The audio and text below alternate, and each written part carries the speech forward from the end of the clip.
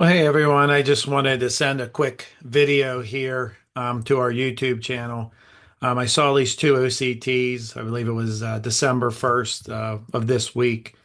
Kind of reminded me of this lecture, my green, red, yellow, and blue disease. What's physiologically normal within the OCT measurement structure. So, one of the things that I like to remind is when it comes down to reviewing an OCT, I guess I can jump forward here. You see a lot of reds and yellows and greens and blues. Is that physiologically normal or is that disease? So, just a real quick, reference here. When you are evaluating an OCT, remember diseases of things that are bilateral. So we have two eyes, two elbows, two hips, two knees. If you have arthritis in an elbow, then it's usually in both elbows, but worse in one and the other. Cataracts, worse in one eye than the other. Glaucoma, luckily, worse than one eye than the other, or starts in one eye and then in the other, or when it advances, it's worse in one eye and the other. So when disease is bilateral, like glaucoma, it's usually asymmetric. So when you look at the scans, if they're symmetric, and that's what I found when looking at OCTs, is that it could be within the yellow or red if it's within a few microns. And when I say by a few, less than 10 and maybe even less than 5. So if one is, 83 and the other one's 85, that's within that 5 microns. When you start getting up into 8, 9, and 10, greater than 10, it's starting to become asymmetric. You might want to be looking at disease.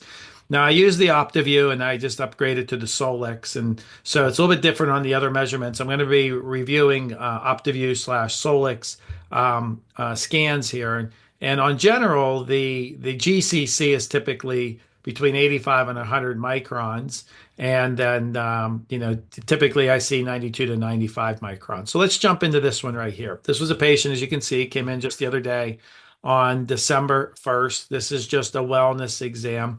I always like starting by looking at the ganglion cell, because if the ganglion cell is thick, then it's going to influence the retina thickness. And if it's thin, it's going to it's going to influence the overall retina thickness map. So I always come down here and I always say to the patient is that, green is good, yellow is caution, red is bad. And what they did on the new Solix is that they put these little hash marks in here saying, well, it's not like statistically significant, but it's, kind of a little bit thinner than average. If you start getting these little red hash marks that would be in these boxes down here. So you can see these are all green. So let's take a look and look at this number of the GCC. And we look at them. I mean, you can't get any more symmetric going across. Right eye is 83, left eye is 83, that's on average. Superior would be 83 to 83, and inferior is 82 to 82. So you can see just going between right and left eyes, 0 microns difference, and within the eye, 1 micron difference. So I don't start really scratching my head until those get to about 10. Maybe I'll look a little bit more whenever it is at 8, at 8 microns different, but definitely 10 or more. So this here is very symmetric. So we've got 83, 80, 83, and 82. A little bit on the thinner side, right? I usually see between 85 and 100, but it's still counting it green. But typically I'm seeing 92, 95, sometimes, 98s. So what that's going to do is I'm going to go up here. I'll come back to these scores here, the GCC. But what that's going to do is now influence. So I call this my Goldilocks scale. This here is, the porridge was too hot, just right, too cold. So red and yellow mean thicker than average. Blue tells you just right, or green tells you just right, and blue says thinner than average. Now what you can see is that it has the hash marks here as maybe being thicker, but maybe not statistically significant, and thinner, but not statistically significant. That's what it's showing here. Remember, these are thinner than average. I see them all day long, 92, 95, 98. These are below that 85, so 83, 82. The GCC is thinner, but symmetric. Coming up here, taking a look, now we can see 258, 259, 292, 288. It says normal here at 267, 272, all within that, say, 10 to 15 microns. Down here, I scratch my head because it's just GCC, about 8 to 10 microns. Up here, 10, 15 microns with the retina. And you can see all within just a few microns. Remember to go inside to inside. So 295 to 293, nasal to nasal. So 262 to the 263. All right. And then here we've got the temporal sides all within the tolerance of each other. So again, we've got blue, but it's physiologically normal. Down here, look at this. It almost looks like an ink blot. If I just take it and fold it in half, again, generally thin. I don't think there's any disease process. Neurodegenerative can be typed with the ganglion cell. It's just too symmetric for this patient. I can go up and look at the scans. I don't see anything of atrophy. I don't see any hyperreflective foci coming around. So this is just all physiologically normal. When it comes down to the OCTA here, you can see the patient was able to hold their eye pretty still. There was a little bit shaky over here, maybe not the best reading, but again, the movement will destroy an angiography, OCT angiography. Now, jumping into this patient is a known glaucoma patient. So I'm treating this patient. We switched over. So this is the first scan. So I'm not able to get the progression analysis.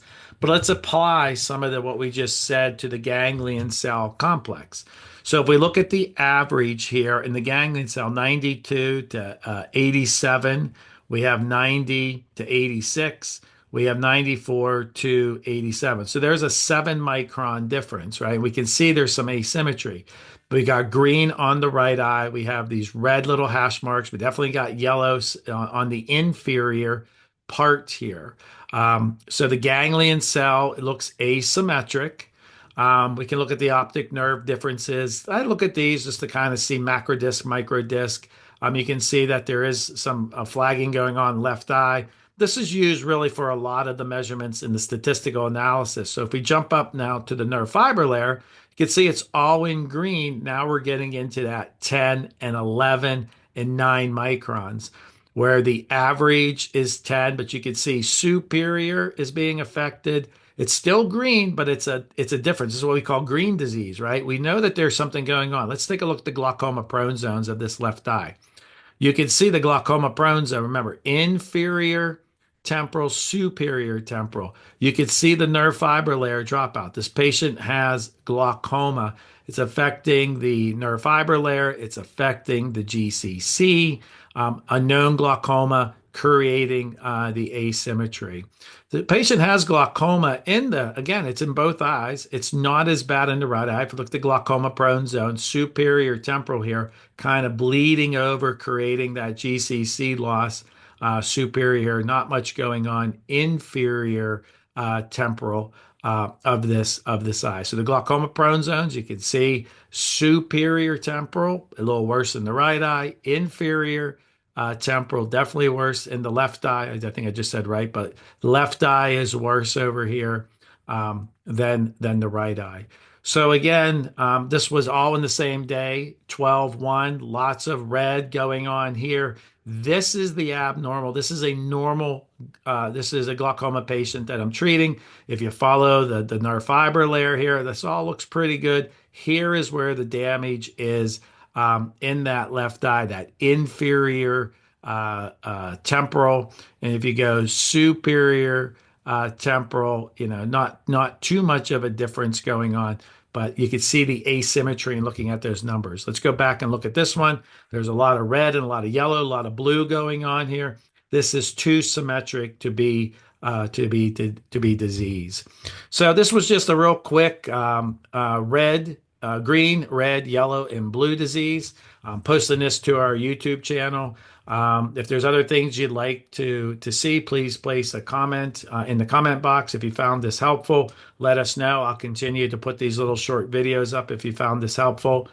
Thanks for trusting your education with optometric education consultants. Thanks for being a part of our YouTube channel. Don't forget to like, subscribe, and turn on notifications. Again, please leave a comment if you like this. Again, hope to see you at a live meeting. Maybe we'll see you at a webinar. But thanks again for trusting optometric education consultants with your education.